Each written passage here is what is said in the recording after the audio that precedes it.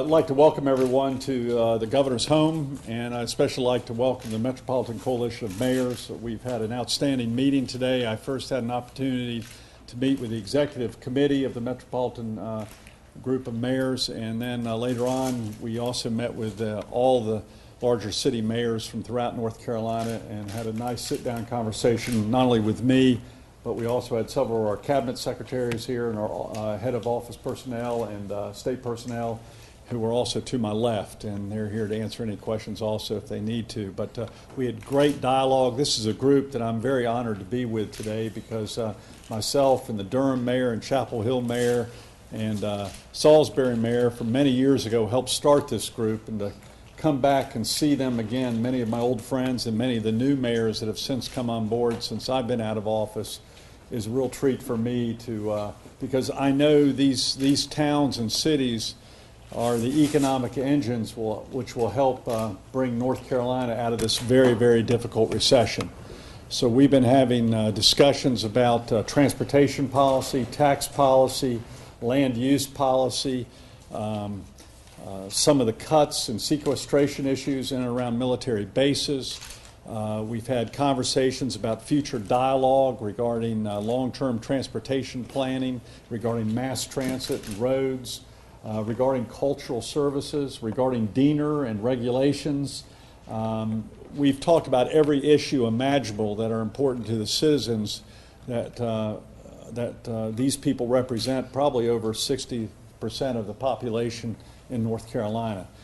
This will not be the last time I meet with this group. I anticipate having many more opportunities to have these discussions with them, because I think they will be very important to work with state government and the governor's office in our economic revival that is desperately needed right now in North Carolina. We also talked about some things of economic development that are important to him, and make sure that we, to all these mayors, to make sure we work together as a team as we both try to recruit and retain new industry. And a lot of times when I, as governor, am already meeting with new industries that are considering North Carolina, I want the mayors to be right next to me in selling their region and their city and our state. And I'm convinced that mayors are the best salesmen often. And you've got some of the best salesmen and best leaders in North Carolina behind me, both Republicans and Democrats and independents. And we're very pleased to be friends, colleagues, and understand that we have to work together as a team. With that, I'd like to introduce the chairman this year is Nancy McFarlane, the mayor of Raleigh, who knows my cell number and has taken advantage of that since I moved to Raleigh. She's called me many, many times, and she may want to introduce her executive committee and also say a few words. Mayor, it's an honor to be in your beautiful city, too, and live in your beautiful city. Thank you very much. I do want to thank Governor McCrory for the invitation to be here today. As a founding member, he certainly does understand the importance of this organization. And I really was interested in your use of the word team. I think that's one thing that mayors really understand. It really is a team effort to run a city, and certainly Governor McCrory's got a great big team now with the entire state, but he brought many of his cabinet secretaries in, and that was just incredibly helpful. We're very much looking forward to further dialogue with you. And actually, if y'all want to introduce yourselves real quick. Go ahead. Thank you, Governor. Miles Atkins, mayor with the town of Mooresville. Jill Swain, mayor of Huntersville. Almost forgot there for a minute. David Combs, mayor of Rocky Mount. Bill Safa, mayor of the city of Wilmington, North Carolina. Bill Bell, mayor of the city of Durham. Robbie Perkins, mayor of Greensboro. And we've got a whole, go ahead, y'all. I want y'all to introduce yourselves, too. Scott Padgett, mayor of Concord.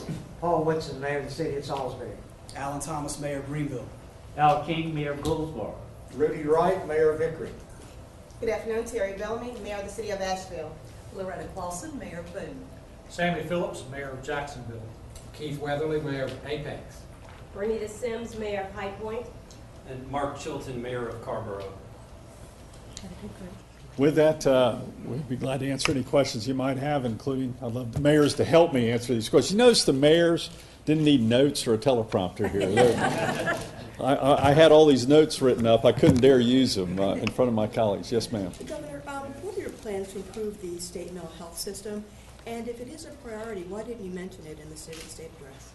Well, I actually did mention some of the issues of reforming the whole health and human services. I didn't break down in that specific area, but mental health, as I mentioned on my campaign many times, is broken, and we've got to fix it. But right now, my major issue is trying to fix and reform Medicaid, and then I'll have revenue available to hopefully fix a mental health system that is broken. In fact, many of these leaders behind me are having to deal with the mental health breakdown in the state in their county jails and also in their emergency rooms, which are being overburdened with mental health patients that have nowhere to go. So it's no doubt one of our greatest challenges in the state, and my Health and Human Services Secretary, Aldona Voss, is working on a strategy right now to fix mental health, and I'm waiting for a total report, as she also is attempting to fix a very, very broken Medicaid system that you'll be hearing more about later on this week. Governor, when you meet with mayors, do you look at initiatives for these individual cities, or is this more of a broad concept that cities will use an initiative that goes across maybe several areas of our state? I think a combination of both. One thing we talked about, and one piece of advice, they asked me, they were nice enough to ask me, how can they help me? And by me, I think they mean the state. And I mentioned two specific areas. One is there's a piece of legislation which I do want to get the drug courts reinstated in North Carolina, and I think these mayors can help get that done. That's very, very important to me. And by the way, I think that was one portion of mental health that I did bring up, because the addiction issue is one of the main issues in mental health that is contributing to that very serious problem. It's a kind of a chicken and egg type of situation of which comes first, but that was one of the reasons I brought up the addiction issue and even had people in the audience during the address related to that issue. The second issue I asked the mayors to help me out with is, as they develop their regional plan or their city plans, I asked each of them to reach out beyond to a 60-mile radius outside their cities to help the small rural town be a part of their long-term economic development plan. I emphasized to them that there are many small towns in the 10 to 30,000 citizen range that are, the unemployment rate is 15 to 20%. And I think part of our economic development and commerce plan is going to be trying to connect those small rural towns with the potential economic prosperity of the closest major urban area. And so I've asked them to reach out to the smaller town mayors and include them in a regional economic development plan, from infrastructure to water and sewer to commerce to just communications. And that will form a coalition which I think will help not only the larger urban areas, but the smaller towns in and around those urban areas that are also suffering. And so we also talked with Tony about the development of a 25-year infrastructure plan and transportation funding in the future, which is very important for their intra-city commerce in addition to connecting the cities together. And that was a major issue on their plate at this point in time. Governor, yes, as part of that, do you foresee expanding city ETJ powers as far as control over planning? No? No. This is like what I did as mayor of Charlotte during my 14 years. I reached out to the cities of Monroe and the cities of Gastonia, and at that time even the cities of Rock Hill and Concord, my good friend Scott, and Salisbury. That's where I met Susan Klutz, who's now my Secretary of Cultural Resources. We reached out, and it wasn't a forced arrangement. It was we needed each other to survive and to grow and to prosper. And I'm recommending a similar model for the entire state, that we work together. Yes, sir. Governor, as you probably know, the House is beginning to take up this voter ID legislation. What, if anything, do you want to see in that final bill that you think is sort of a minimum for the state to have? And what would you say to people who see voter ID legislation as potentially infringing on their ability to vote? I disagree with those people. I think voter ID is what you need to get Sudafed right now in the stores. It's what you need to getting on a plane. It's what you need to get many government services at this point in time. I do think there will be protections available for those people who don't have immediate access for IDs. and there will be ways to do that, and that's something I'll be very interested in. And I also want to make sure, and I'll be talking with the Speaker of the House and the President Pro Tem on making sure it passes all legal requirements to ensure that it is not prohibiting people from voting. But I think requiring an ID to vote is a common sense practice that over 80% of the people of North Carolina agree with. And just to clarify, you think it needs to be a photo ID? I would prefer a photo ID. If there are other options that are being presented, I'm welcome to those options too. And I've discussed some options in the past, up to including voter registration cards. But I'm going to let the legislature debate the details of that, and then as they get into the details, I'll give my feedback. But I anticipate that definitely being voted on before this session ends, and we will have a new voter ID requirement, which I think will protect the integrity of the voter box for generations to come. Yes, sir. What are your thoughts on driver's licenses for illegal immigrants? Some critics are saying a pink driver's license puts a scarlet letter on it. Well, we actually have, I disagree. I'm getting hit from both the left and the right on this issue. There are people who don't think they ought to have, those people who have legal presence, according to the current administration, don't think they should have driver's license at all. And now those people that have the driver's license don't think it ought to have any identification regarding this legal status versus legal presence. And there is a legal distinction between legal status and legal presence. And we have color stripes. Secretary Tata is here. We have color stripes on many of our different license plates that driver's license. And I'd like you all to check it out. In fact, Secretary Tata, why don't you come here real quick and talk about all the different types of driver's license we have. I think it's amazing how y'all mentioned pink so much. But we have different stripes for many different driver's license in North Carolina. Thank you, Governor. The important thing to remember is that state statute requires that we have a distinctive marking on the front and language that explains the limited nature of the license.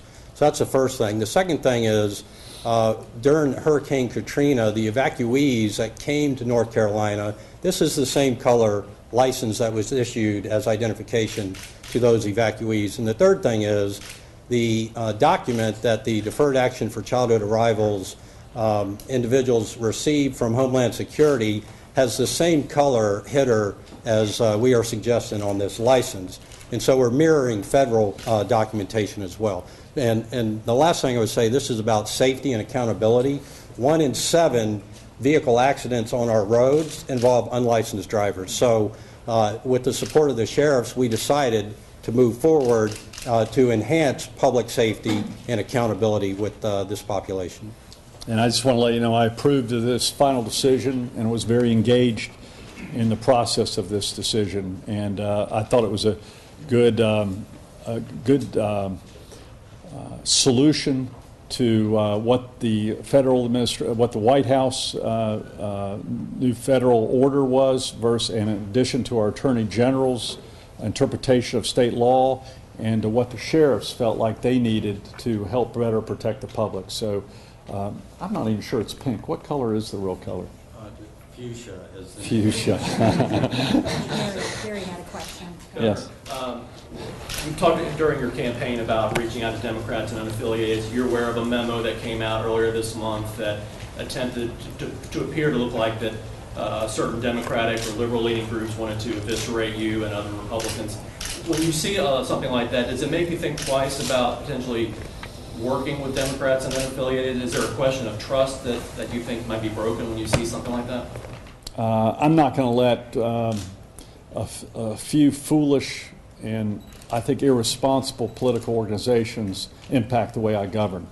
What my biggest concern is that these groups are discouraging people like these to run for city council and county commission and school board in the future. And all of us, both Republicans and Democrats who are behind me, want to encourage young people to get involved. And when you have independent groups that are talking about hiring private investigators who are talking about eviscerating people, that makes it very difficult for me to convince young people to get involved in public service. And it was very disappointing to see this extremely well-coordinated effort. I saw it during my campaign, but to see it so quickly after I got elected was even, I think, more reprehensible. And I call out those groups that help fund those organizations in doing that type of political activity, especially the private investigators. These people have enough pressures, and so do I, not to have that for our families. Yes, Jim? I'm sorry. I'd like to ask Mayor McFarlane. Yes, I would too. Mayor, see what it's like being governor here? Come on, man. Mayor, has your group taken any position on the effort in the legislature to take the airport in Charlotte away from the city? No. I'm looking at the Charlotte people real quick. We have not taken a position as a group. Would you have on a position? that? Would you personally have a position? No. That was easy. Back to you. As I've said before, Jim, I think this is an issue that Charlotte needs to resolve among themselves, and I anticipate they will with the good leadership that they have. Yes, sir. The question I was going to ask you, tomorrow the Senate calendar is expected to include the legislation that would transfer ownership and operation of the airport. Have you talked to Senator Rucho at all about that? Or in probably about a 2-second conversation, I have not been approached by the leadership in the city on that issue or by the business leaders in that city on this issue, but there's an obvious conflict, and I would recommend, and I've recommended, that they slow down that legislation, take a pause, and find out what the best long-term solution is, and hopefully reach a consensus within that city, like many of these mayors have to do every day, and figure out what's best for one of the greatest economic generators of that region and for the state of North Carolina. And I look forward to hearing the conclusion of their discussion, and if there needs to be further discussion among senators and House members on that issue, I welcome that too. I think they need to pause and really look at the pros and cons of moving to an authority or not. Yes, sir. Governor, was there any discussion among the mayors, and I'd like to hear from the mayors as well, I would too. with regard to bidding wars between the cities to get economic development,